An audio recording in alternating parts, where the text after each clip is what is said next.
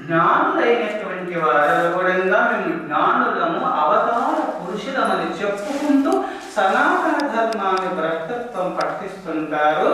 వారు సిద్ధ పురుషుల కార మహాత్ముల ధర్మదేవత అవతారమా సైతాను దేవత అవతారమా తెలుసుకోవడానికి సైతాను అంశస్వరూపులైనటువంటి వారు దైవారాధన చేయొద్దు, విగ్రహారాధన చేయొద్దు అని ఐదవ ధర్మ మార్గంలో పోకుండా ఏమేమో చెప్పుతూ నువ్వే దైవ స్వరూపుడు ధ్యానం చేయి, నీలో శక్తి ప్రవేశిస్తుందంటే కీలకం బ్రహ్మ రూపాన్ని పొందేందుకు దైవ చింతన చేస్తున్నటువంటి వారలే దైవాకారాన్ని పొందుతారు. కానీ దైవ చింతన లేకుండా ఈనాడు శిలలు కొడుకు యుగాల నుంచి ఉన్నాయి సుమా, అవి దైవాకారాన్ని పొందడం లేదు.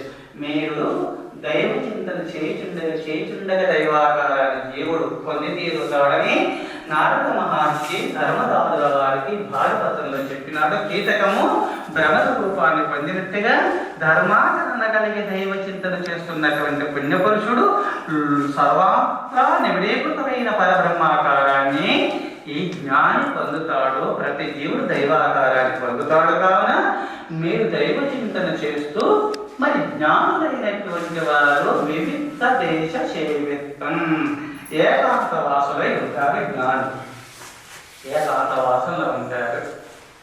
స్వామి ఏకాంతవాసంలో ఎంతో మంది పెళ్లి పురుషులు బ్రహ్మచారులు సర్వసంగ పరిత్యాగులు ఏకాంతవాసం అంటే సో నువ్వు ఉన్నావు, మీకు భార్య ఉంది, భర్త ఉన్నాడు, పిల్లలు ఉన్నారు.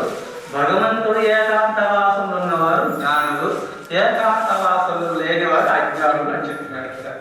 మరి మీరంతా పరమ భక్తులు కదా, మీరు అజ్ఞానులా? మీ మనసు ఇప్పుడు ఎక్కడుంది? భార్య దగ్గర ఉన్నా, భర్త దగ్గర ఉన్నా, పిల్లల మధ్యలో ఉండిన, సంసార సముద్రంలో ఉండిన మీ మనసు ఎక్కడ ఉంది? పరమాత్మ పాదపద్మము ఉంది. కావున మీరు జనారణ్యంలో ఉన్న కీకారణ్యంలో ఒంటరి ఒక గుహలోని పరమాత్మ చింతన చేసిన మీరు పుణ్యపురుషులే.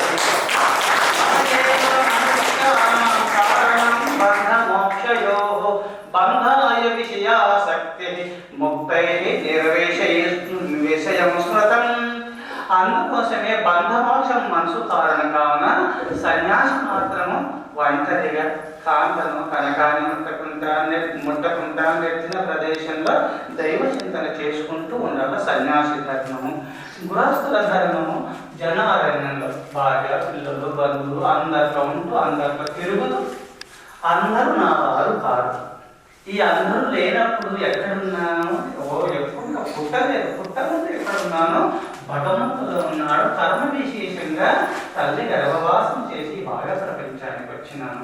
పుట్టకముందు నీకు దిక్కు దేవుడే, పుట్టినప్పుడు నీకు దేవుడే దిక్కు, మళ్ళీ పోతూ ఎక్కడికి వెళ్ళొచ్చినా అక్కడ పొయ్య ముందు దేవుడే దిక్కు. కావున అందరి హృదయాంతరాలలోనే దేవుడే ఉన్నాడని చూస్తూ అందరి హృదయ పద్మనందు దేవుడు నివాసమై ఉన్నాడని చెప్పు.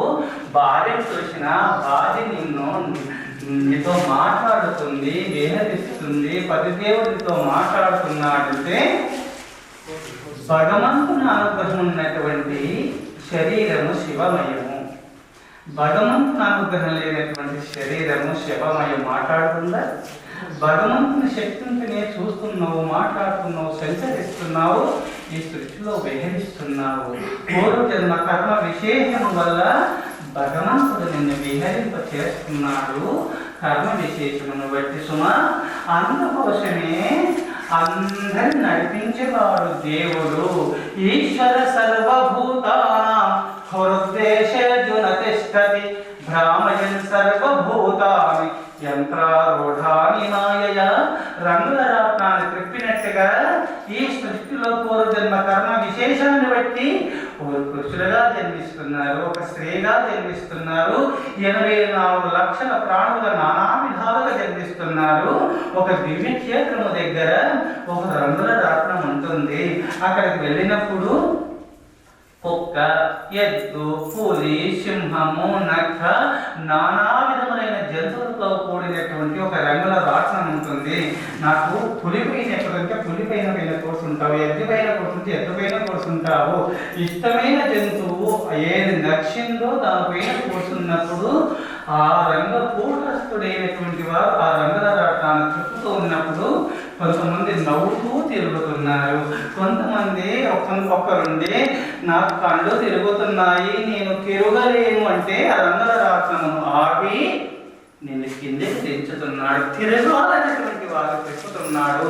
ఈ సృష్టి ఒక రంగుల రత్నంలో నేను పుట్ట సస్తన్నటువంటి వారికి అట్నే అంటున్నాడు. నేను పుట్టదలుచుకోలేదు, తిరగదలుచుకోలేదు స్వామి, నాకు మోక్షం కావాలని దైవ ప్రార్థన చేస్తే నీకు పునరపి జననం పునరపి మరణం పునరపి జననే జఠరే శేషనం ఇహ సంసారే బహుదుస్తారే కృపాయ పారే పాహి మురారే. ఈ పుట్టడము చావడం అనేది ఈ ప్రపంచంలో పుట్టడము చావడం మరణిస్తున్నావు, కర్మశేషం వల్ల మళ్ళా తల్లి గర్భవాసం చేస్తున్నావు, పుడుతున్నావు, ఈ పుట్టు సస్తూ ఈ కాలచక్రంలో తిరుగుతున్నావు. స్వామి నేను తిరగదలుచుకోలేదని దైవ చింతన చేస్తే ఇంకా నేను చెప్పడు, నీలో ఆ భగవంతుడు ఐక్యం చేసుకుంటాడు. భగవంతుడు